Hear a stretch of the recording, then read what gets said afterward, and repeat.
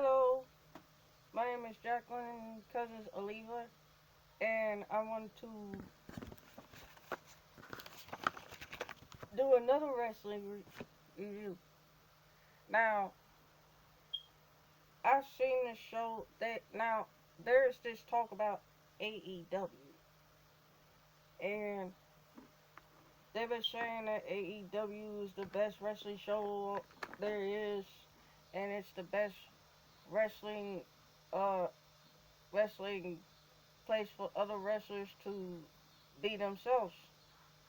So I was kind of I was kind of skeptical about that show, but then I started watching it when we was in a pandemic. I started watching it, and it's starting to get interesting. So basically, so I've been watching that show ever since. Um, this is this is called AEW. It's called All Elite Wrestling, and I want to tell you the story. So this is a review. Now this review is from June the 30th, 2020. Starts with the library, Peter Avalon and Brandon Cutler. They're arguing about the match last week, which I watched the show, but I haven't seen a match from that last week.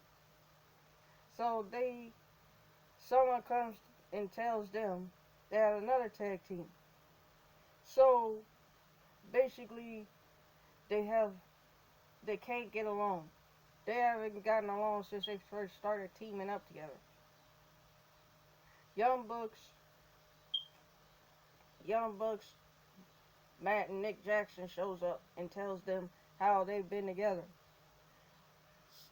They've been together for a decade and a half, so they mentioned the book, which is I looked up the book and it was looked like it was selling on Target or it was selling on Amazon or I forgot what other place they sell it at, but they did.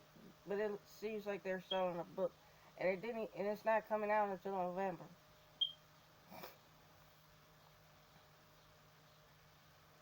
They relate themselves. They say they never. They relate to themselves. They say they never turn on each other. Well, Brandon Cutler disagreed that he saw them turn on them on Nick before. Well, I saw those guys. I saw the Young Bucks in TNA. That's when I started noticing them. They were the greatest tag team in every show.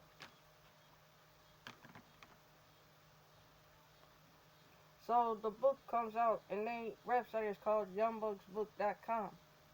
So I looked it up. I looked it up on their website, and it was looking like it was selling on Target. So then they start the show. It starts off with Taz and Excalibur, like always. They start off the show as commentators. They start off with Max Caster versus Shawn Spears. Now ever since his association with Tully Blanchard, before his association with Tully Blanchard, he lost sight of reality and stuff. He used to be when I first saw him, he used to be this arrogant character that I didn't even like. So Max Coster is from Long Island. Shawn Spears defeated. So the match starts. Then it's Shawn Spears defeated Max Coster. After the fight, looked like dude bought his best fight. Spears went back to knockdown. So after this victory, right? Spears went back to knock down Max Coster. Caster. That's his name.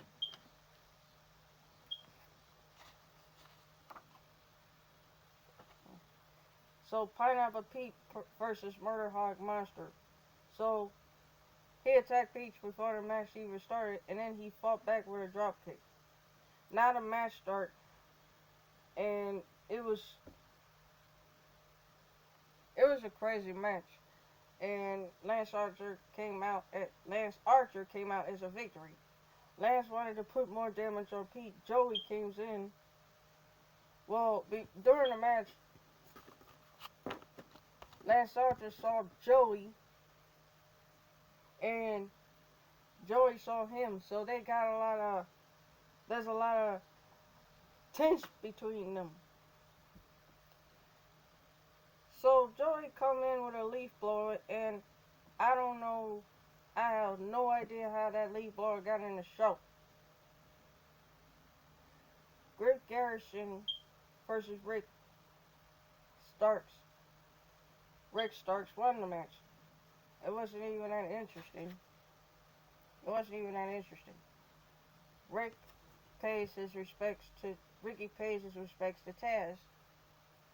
Then it's Scorpio Sky versus Brady Pierce. Now, the best about Brady Pierce is his smile and his golden boots. Got a furry smile, but the problem with the thing about him is his beard. The beard is taking away everything he worked so hard for, including his smile. So Scorpio Sky, he comes out of this new music, Reach for the Sky. That music is kind of cool. I like the beat. The match starts. Scorpio Sky won the match. So then there's Kylie King and Skylar Moore take on Brandy and Allie. Allie calls up holding the sign of QT Marshall, QT Marshall, saying good luck, Allie. Now this girl, she's like a bad apple to me. She got with QT. She all of a sudden now want to get with QT, and he decided to.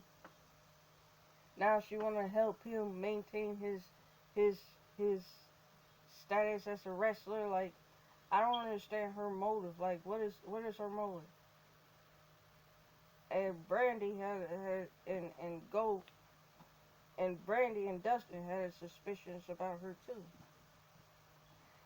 So Brandy and Allie were called the Nightmare Sisters. What? They're not even related. And then Brandy had to correct the announcer. QT was supposed to, well, the reason why he wasn't in the show because he was exposed to somebody with COVID-19, and therefore he was told to stay home. The match started and Allie and Brandy won. Actually, Brandy calls herself paying her dues when she did all the work, because last time they had a match together, Brandy Rose did all the work, and then Allie tags herself into pin for a pin. She was facing those other women. They were facing the other women. Now Allie did the honors of doing the work. I don't know if she's doing that to get on somebody's bad side or what. To get somebody to actually like her. So then there's Lowrider and Fuego de Sol versus the Butcher and the Blade. The match starts, and the Butcher and the Blade won the match. They're still upset about what happened with FTR and Young Bucks. Now Young Bucks takes on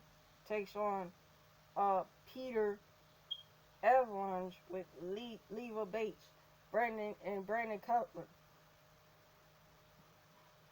So their performance was impressive so far, but then the Young Bucks had came out with the win. Now after this talk with the Young Bucks earlier, Avalon and Cutler finally shook hands and made up. So that was it. That's all the notes I have for this show. Until then, love you all, a good night.